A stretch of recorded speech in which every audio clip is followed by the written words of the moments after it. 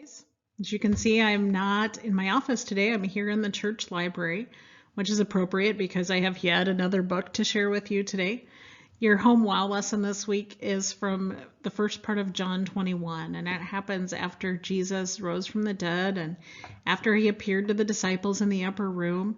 One of the disciples, Peter, had said some things that he shouldn't have. In fact, he lied 3 times by saying that he didn't know Jesus. There's a word we use for that. The word is betray. So a lot of times you'll hear that Peter betrayed Jesus. I'm sure that Peter was feeling pretty rotten about that, about his sin against Jesus. But what do you think Jesus did about that? Let's find out. The Friend Who Forgives. A true story about how Peter failed and Jesus forgave. Written by Dan DeWitt. Illustrated by Catalina Echeverry. A long time ago, there was a man named Peter who was best friends with Jesus. Peter was a fisherman. He was strong and brave, but he often said the wrong thing. Do you ever talk before you think? That's what Peter did, again and again and again. Peter loved fish. In fact, one day he and Jesus had fish for breakfast. Fish for breakfast? That's weird. But we will save that part of the story until the end. On the day when Jesus first called Peter to follow him, can you guess what Peter was doing? That's right, Peter was fishing. Follow me and I will make you a fisher of men, Jesus told him. Can you imagine that? Peter fishing for men? Jesus explained that just as Peter liked to search for fish, Jesus had come to search for people who needed forgiveness. Peter loved being friends with Jesus. He saw Jesus do lots of amazing things. One time, Peter's mother-in-law was sick. Jesus healed her. Another time, Peter was about to drown in a storm. Jesus saved him. Slowly, Peter realized that Jesus was more than a friend. He was God. He would never let Peter down. But sometimes Peter let Jesus down. Just like the time Jesus explained to his friends that he had to die on the cross, but that he would come back to life to offer forgiveness. All of you will run away. You're going to say you're not my friends, Jesus said. Peter spoke up right away. He did that a lot. I will never do that. But Jesus told him, before the rooster crows in the morning, you will say 3 times that you're not my friend. I would never do that. Jesus is my best friend, Peter thought. When soldiers came to take Jesus to the cross, Peter pulled out his sword to stop them. Put your sword away, Peter, Jesus said. My Father says this must happen.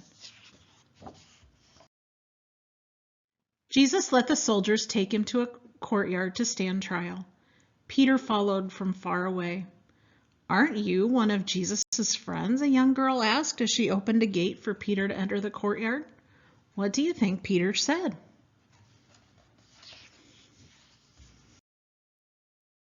No, I don't know Jesus. It was a cold night, so Peter walked over to a fire where some people were warming themselves. Aren't you one of Jesus' friends? Someone asked Peter. What do you think Peter said? No, I don't know Jesus. Then someone else stepped forward and looked closely at Peter. Yes, you are one of Jesus' friends, aren't you? He said. What do you think Peter said?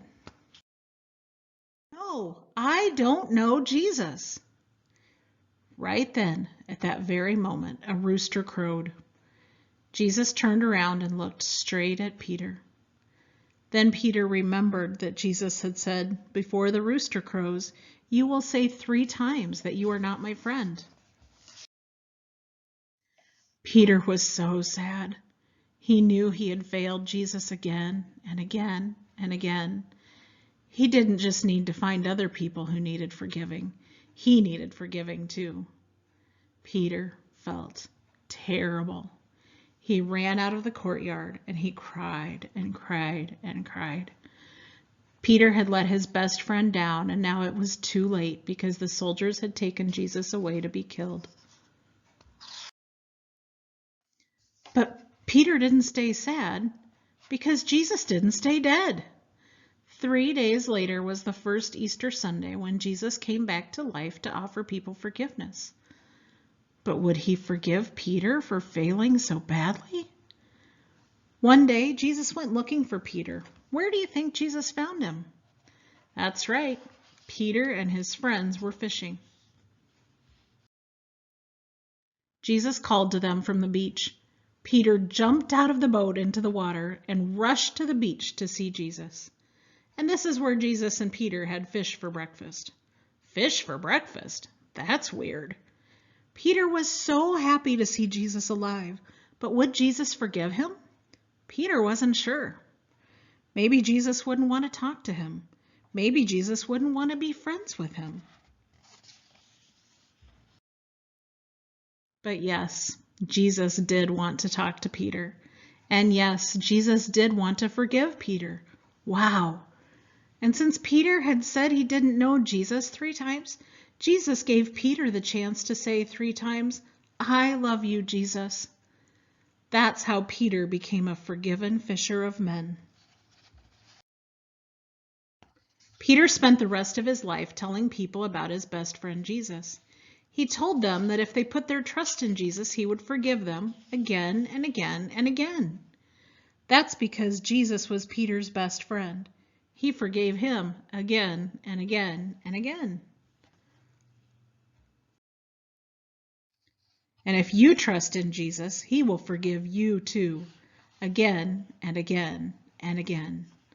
Tales that tell the truth. How do we know about the friend who forgives? The 4 Gospels, Matthew, Mark, Luke, and John, all tell us about Peter's exciting friendship with Jesus. But then Jesus was arrested, and Peter pretended 3 times that he didn't even know Jesus. Then Jesus was killed on the cross, and it seemed like the end of everything. But Jesus didn't stay dead. The last chapter in John's Gospel tells us that Jesus came to find Peter to forgive him. 3 times Peter asked, "Do you love me?" 3 times Peter answered, "Yes, Lord, you know that I love you." That's how Peter became a forgiven fisher of men. From then on, Peter told other people about Jesus and how they could be forgiven too, again and again and again. Peter even wrote part of the Bible for us so that we can hear him telling us about the friend who forgives too. Wow, not only did Jesus forgive Peter, he restored their relationship with each other. Restored is another big word. It means made whole or made right or new again. Jesus fixed it, and Peter didn't feel bad anymore. Have you ever had to forgive someone or ask someone to forgive you? I sure have. I've had to ask my mom and my siblings and my children and my husband and some friends to forgive me when I've hurt their feelings. I've also had to forgive people who have hurt my feelings. And that's not always easy, but God gives us the strength to do it, just like he forgives us. I'm sure glad that he does both of those, aren't you? Think about that and check out John 21 in your Bibles. See you next time. Bye.